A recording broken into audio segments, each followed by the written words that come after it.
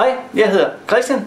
Jeg har sendt en bog ud til dig, og det kan være, at du har klikket ind på det her link og på den her film, fordi du godt kunne tænke dig at se, hvordan giraffen ser ud. Og jeg ser altså sådan her ud. Hvis jeg så lige skal præsentere mig selv, så kan jeg sige, at jeg hedder Christian Jensen. Jeg har et konsulentfirma, der hedder Konsulentfirmaet Christian Jensen. Jeg tror på, at det, der får verden til at fungere, jamen det er relationer. Jeg tror ikke på, at du er vigtig. Jeg tror heller ikke på, at jeg er vigtig. Men jeg tror på, at den luft, der er imellem os, det rum, der er imellem os, at det er enormt vigtigt.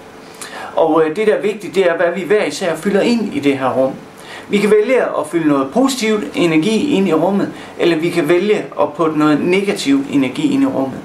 Hvad det er, der gør, om den positive eller negative, det er der en masse forskellige faktorer til, og det kan du læse om i min bog. Men jeg tror på, at den energi, der er imellem folk, har kæmpe stor betydning for, hvordan verden fungerer. Så ved jeg, at folk de fungerer bedst, når de er i overskud og når de morer sig. Og jeg ved, at de lærer bedst, når det er, at de er i overskud og når de morer sig. Så ved jeg også, at viden, det skal tilføres hovedet på den ene side, og på den anden side, så ved jeg, at viden skal implementeres via kroppen.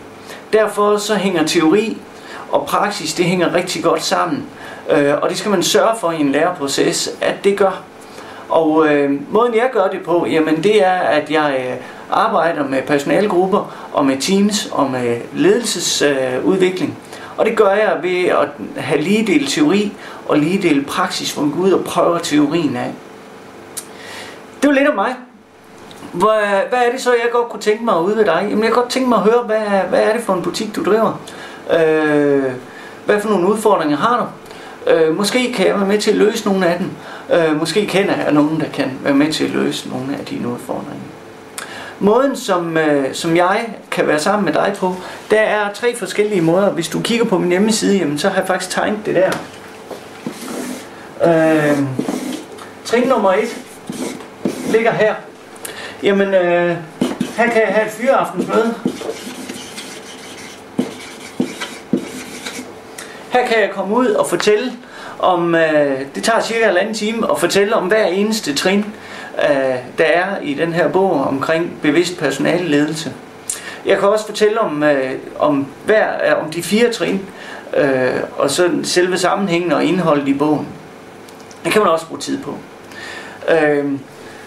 Det, der er vigtigt her, det er, at det skal være sjovt, det skal være lærende, og folk de skal helst sidde og grine, og samtidig med at reflektere. Og det er mit mål, når jeg kommer ud til et fyraftensmøde. Så kan jeg her, midt i, så kan jeg lave det, der hedder en kursusdag. Og den kursusdag, jamen der bygger vi selvfølgelig noget viden på. Man har et fyraftensmøde inden, hvor man lige får set giraffen. Siger goddag, det er mig, der hedder Christian, det er mig, der er giraffen. Det her det er programmet, det her det er det tøj, I skal have med. Det kan også godt være, hvis man vil det, at man bygger et længere fyraftensmøde på, og så får mere teori på det her. Det kan man godt gøre. Men ellers så er kursusdagen, den er bygget op med teori og med praksis, med øvelser og refleksioner i forhold til det, man nu vil. Et godt eksempel kunne være en skole, jeg arbejdede med, hvor lederen sagde, vi har brug for at grine. Det er lang tid siden, vi har grinet.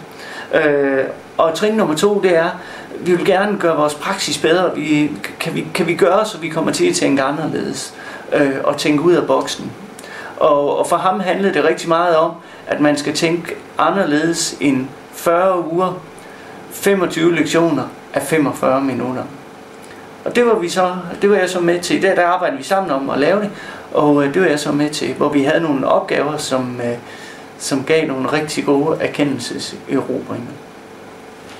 Som regel, når jeg er afsted, jamen så er det sådan, at folk de siger til mig et år efter, det er utroligt, selv et år efter, der bruger vi stadigvæk det, vi lærte på det der kursus, du lavede.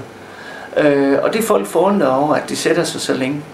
Men jeg tror på, at det er fordi, jeg har lige del viden og lige del praksis, så det sætter sig i kroppen, og vi blander det ind og siger, jamen, hvordan hugger vi det her op på din hverdag, således at du kan bruge den her viden aktivt i din hverdag.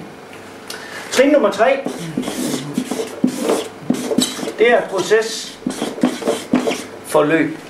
Det er der, hvor jeg plejer at sige, der bliver jeg husguru. Her kommer jeg igen. Og nogle gange kan det være, når man har haft den der dag, og så siger man året efter, så ringer de og siger, nu vil jeg gerne have kursus nummer 2. Og det kunne være i forhold til de her kapitler i bogen, at man så siger, nu vil vi gerne have trin 2. Hvordan kan vi arbejde med det eksempelvis? Det kan også være en virksomhed, som skal fusionere. Det siger, at vi har 2 butikker, vi skal fusionere, og det skal være færdigt om 2 måneder, det skal være fuldt fusioneret, det skulle du hjælpe os med. Det kan også være et teamudviklingsforløb, som tager et stykke tid, man kommer igen og igen og arbejder med det, og så efter et stykke tid, så slipper man det. Men hernede, det er der, som jeg helst vil være med virksomheder, det er der, hvor jeg er husguru og kommer igen og igen, kender folk, de kender mig, og derfor kan vi arbejde med nogle udfordringer på en meget nemmere måde, end vi har kunnet før. Hvad det er, jeg sådan konkret kan, og hvordan jeg tænker, det vil jeg gerne fortælle til et møde med dig, og samtidig med det, så vil jeg allerførst gerne høre, hvad er det, I står med nogle udfordringer? Hvad kunne du godt tænke dig, at jeg skulle hjælpe dig med? Hvis det er, at du godt kunne tænke dig at holde et helt og uforpligtende møde med mig, så send mig en mail og svar på den mail, du har fået her. Jamen, så finder vi ud af et tidspunkt, hvor vi kan mødes. Tak fordi du lige gad kigge den her lille video igennem. Kan du have en rigtig god dag. Hej hej.